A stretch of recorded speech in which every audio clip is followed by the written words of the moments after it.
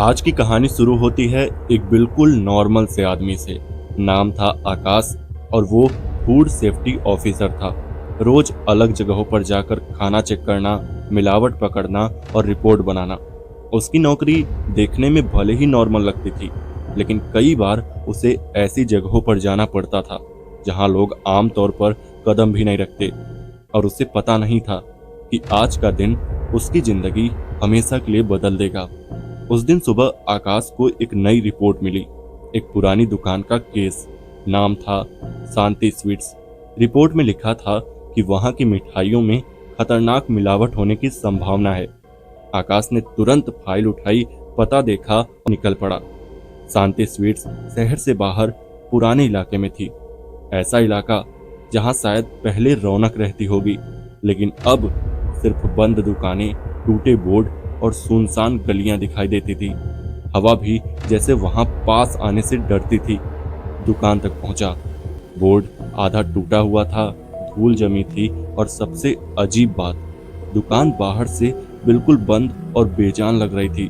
लेकिन जैसे ही उसने दरवाजा धक्का दिया, वो आसानी से खुल गया।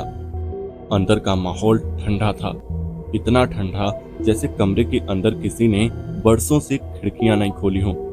आकाश ने एक नजर पूरे हॉल में घुमाई। दुकान में सिर्फ दो लोग थे, एक बूढ़ा आदमी और एक बूढ़ी औरत। दोनों एकदम शांत बैठे हुए। दोनों ने लाल कपड़े पहने थे, जैसे किसी त्योहार पर पहनते हैं, लेकिन उनके चेहरे पर किसी त्योहार वाली खुशी नहीं थी, बस एक अजीब सी स्थिरता, एक डरावनी शांति।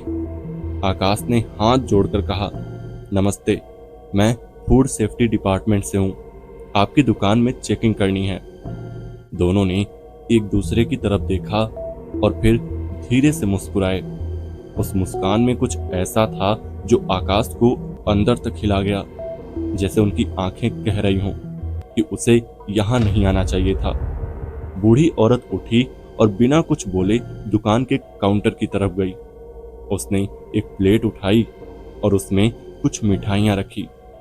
आकाश ने देखा कि हर मिठाई लाल रंग की थी। लाल मतलब बिल्कुल खून जैसी लाल। इससे पहले उसने आज तक ऐसी मिठाई नहीं देखी थी। बूढ़ी औरत ने प्लेट उसकी तरफ बढ़ाई और धीमी आवाज में बोली, चखकर बताना बेटा। एक पल को आकाश हिचका, लेकिन चूंकि ये उसका काम था, उसने मिठाई उठाई और चख ली। जैसे ही मिठाई उसके मुंह में गई, उसे लगा कि उसने जिंदगी में इतनी स्वादिष्ट चीज कभी नहीं खाई। मिठाई मुंह में घुलती जा रही थी, जैसे उसमें कुछ था जो उसके दिमाग को हल्का कर रहा हो। वो चुपचाप प्लेट रखकर खड़ा हुआ और जैसे ही उसने अपना सिर उठाया, उसे कुछ अजीब लगा। दुकान में कोई नहीं था, न बूढ़ा आदमी न बूढ़ी औरत, दोनों गायब। आकाश ने पूरे हॉल में नजर दौड़ाई, कहीं कोई नहीं दिखा। आकाश को लगा कि शायद दोनों दुकान के पीछे होंगे। वो काउंटर के पास गया। एक तंग सा रास्ता पीछे की ओर जाता था। वहां हल्की सी रोशनी जल रही थी, इतनी हल्की कि उससे ज्यादा तो अंधेरा ही दिख रहा था। आकाश के कदम खुद ब खुद उस तरफ बढ़ते गए, जैसे कोई अदृश्य ताकत उसे खींच रही हो। रास्ता छोटा था, लेकिन हर कदम पर लगता था कि फर्श और ठंडा हो रहा है। जैसे ही वो कमरे के दरवाजे तक पहुंचा, एक घिनौनी सी गंध उसके नाक में घुसी, खून की गंध।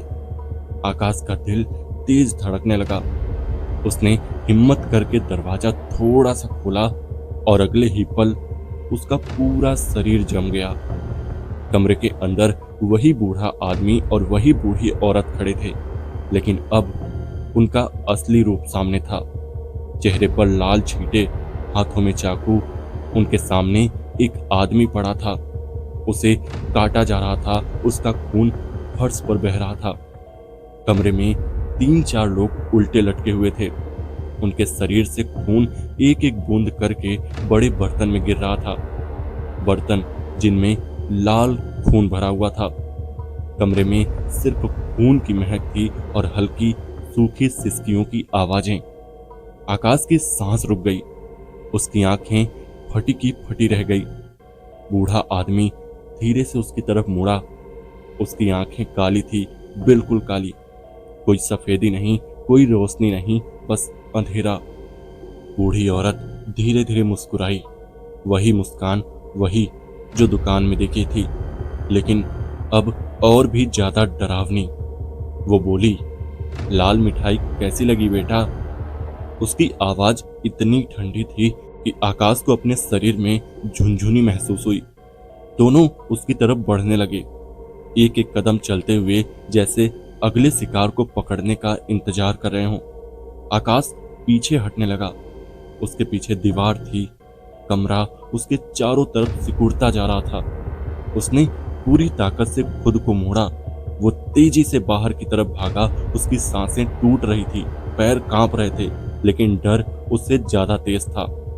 वो दुकान से बाहर निकला, बाइक पर बैठा और बिना पीछे देखे शहर की ओर भागता चला गया। उस दिन उसके हाथ इतने कांप रहे थे कि बाइक संभालना मुश्किल हो रहा था। वो किसी तरह ऑफिस पहुंचा। वहां उसके साथियों ने उसे देखा तो पूछा कि क्या हुआ, लेकिन आकाश कुछ बोल ही नहीं पाया। उसकी आवाज जैसे कहीं खो गई थी। शाम तक जब उसने थोड़ी हिम्मत जुटाई, तब उसने अपने एक पुराने साथी से शांति स्वीट्स के बारे में पूछा। उसके साथी ने बताया कि शांति स्वीट्स तो कई सालों से बंद है। वहां मिठाई बनाने वाले बूढ़े दंपत्ति थे। लोग कहते हैं कि दोनों पति पत्नी ने दुकान में ही सुसाइड कर लिया था। पता नहीं क्यों। कोई कहता है कर्ज था, कोई कहता है घर में कोई बड़ा हादसा हुआ था, लेकिन तब से वहां कोई नहीं जाता। दुकान वीरान पड़ी है। आकाश की रूह कांप गई। जिस दुकान में वो अभी अभी गया था, वो कई सालों पहले बंद हो चुकी थी। तो फिर आज वहां कौन था? किसने मिठाई दी? और वो लोग कौन थे जिन्हें उल्टा टांगा गया था? वो रात को सो नहीं पाया।